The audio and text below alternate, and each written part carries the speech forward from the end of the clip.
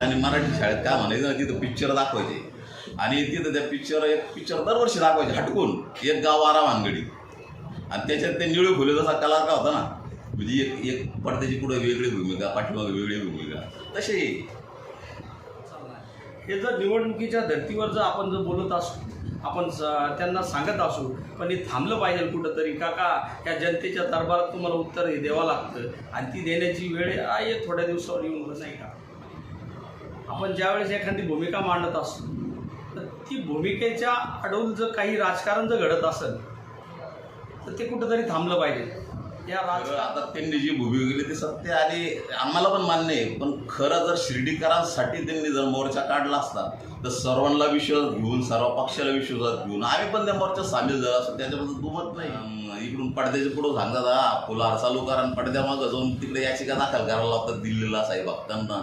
म्हणजे मी तर माझा आरोपच आहे, खरे पडद्यामागचे कलाकार हेच करते धरते, हेच करणार, हेच करायला लावणार, नंतर आंदोलन करणार. काय आता थोडं इलेक्शन जवळ आलं ना, आता सगळ्यांनाच उकड्या फुटणार आहे. त्याच्यामुळं काय 2 गटांनी ह्या 15 दिवसात 2 आंदोलन घेतली, याच्याबद्दल आम्ही सहमत आहे. ते गेट उघडलेच पाहिजे कुठल्या हालतमध्ये.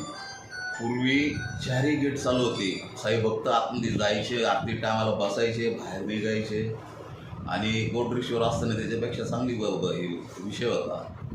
पण आता झालं काय माहिती आहे का, सगळा मनमानी कारभार आहे.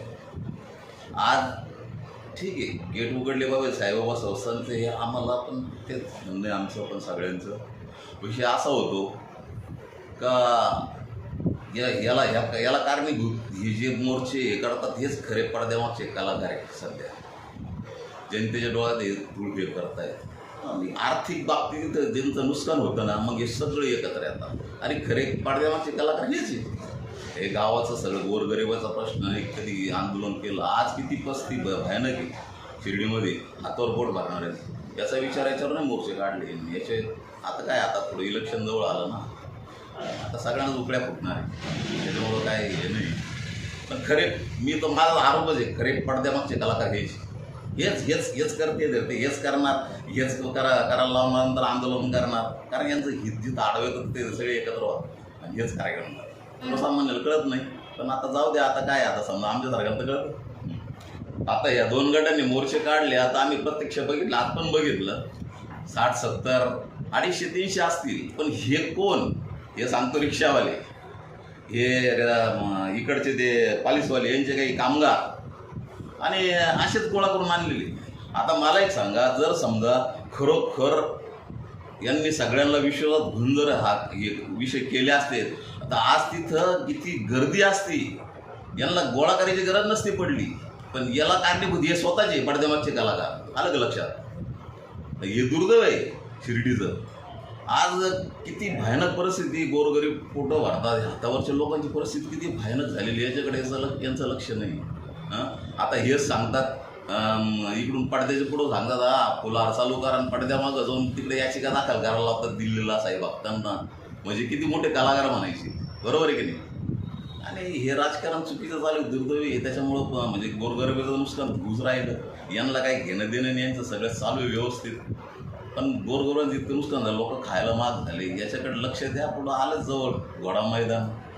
मी तर म्हणतो, आता पूर्वी एक मराठी शाळेत, पूर्वी मार्केटला दुकानच आहे आमच्या, आणि मराठी शाळेत काय म्हणायचं ना, तिथं पिक्चर दाखवायचे आणि तिथं त्या पिक्चर दरवर्षी दाखवायचे हटकून एक गाव वारा भानगडी आणि त्याच्यात ते निळू फुले जसा कलाकार होता ना, म्हणजे एक पडद्याची पुढे वेगळी भूमिका, पाठीमागे वेगळी भूमिका, तसे खरं आता त्यांनी जी भूमिका केली ते सत्य आणि आम्हाला पण मान्य आहे. पण खरं जर शिर्डीकरांसाठी त्यांनी जर मोर्चा काढला असता तर सर्वांना विश्वासात घेऊन, सर्व पक्षाला विश्वासात घेऊन आम्ही पण त्या मोर्चात सामील झालो असं, त्याच्याबद्दल दुमत नाही.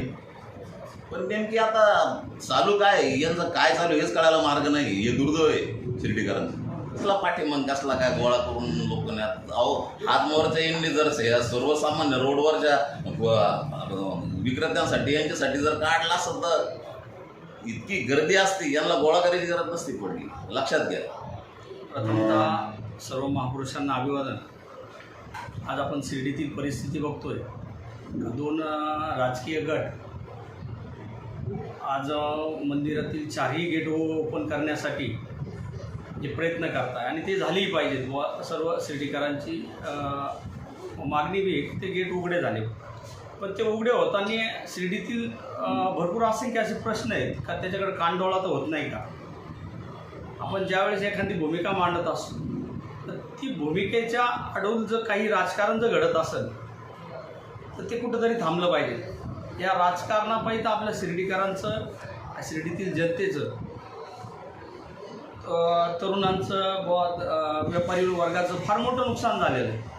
आणि याकडे आपण बघण्याचा दृष्टिकोन हा जोपर्यंत बदलत नाही तोपर्यंत ह्या शिर्डीतील जनतेला न्याय मिळेल मला असं तरी वाटत नाही. पण आमच्या वंचित बहुजन आघाडीच्या वतीने तसेच आमचे सर्व मित्रपक्ष यांच्या वतीनं मी प्रामुख्यानं आज शैक्षणिकचा दृष्टिकोन ठेवला. आपण आज 10वी 12वीच्या नंतर शिर्डीत मला आठवत नाही शाळा नाही. म्हणजे या पलीकडं साई संस्थांनी जर याच्या आधी भरपूर उपक्रम राबवता येता आले असते का ते शिक्षणात उच्च शिक्षण असो, एखादं नॉलेज हब जर साईबाबा संस्थांमार्फत जर मंजूर झाला असता आत्तापर्यंत तर आपल्या घराघरात शिर्डीतील डॉक्टर वकील दिसले असते.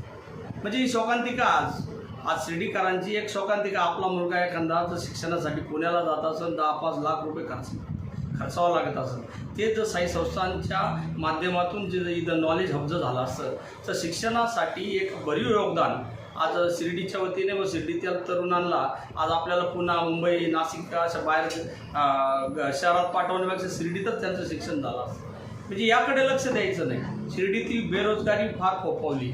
म्हणजे ही बेरोजगारी ज्यावेळेस बघतो आपण तर आपण फक्त त्यांना वल्गना द्यायच्या, त्यांना आश्वासनं द्यायचे, हे किती दिवस चालणार.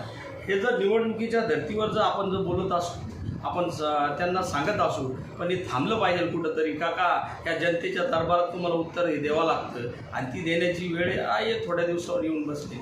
पण हे बघताना आपण काहीतरी जनतेचं देणं लागतं, हे देणं जर द्यायची आणि साईबाबांना स्मरून जर आपल्याला काही देवा वाटत असेल तर ह्या प्रश्नाकडे आपण डोळे झाकणं करता एक गावकरी, एक आपण सुज्ञ नागरिक शिर्डीचा म्हणून आपण जर याच्याकडे बघितलं प्रामुख्यानं, जर आपण गावचे स्वतः नेते म्हणत असू तर आपल्याही राजकीय करिअरला एक चांद तारा लागेल का आपण पण शिर्डीतील युवकांसाठी प्रयत्न केले, शिक्षणासाठी प्रयत्न केले, व्यापारी बेरोजगार असू या तरुणांसाठी न्याय दिला तर आपल्या मागे लोक असंख्य संख्येनं उभे राहतील हेच सांगतो. नाही या प्रकरणात जर न्याय भेटला नाही, बाबा या प्रश्नावर जर वाचा फुटली नाही तर वंचित बहुजन आघाडी नक्कीच पुढील काळात एक लोक आंदोलन उभे करण्याची, सर्व पक्षाच्या वतीनं लोक आंदोलन करण्याची तयारी आहे.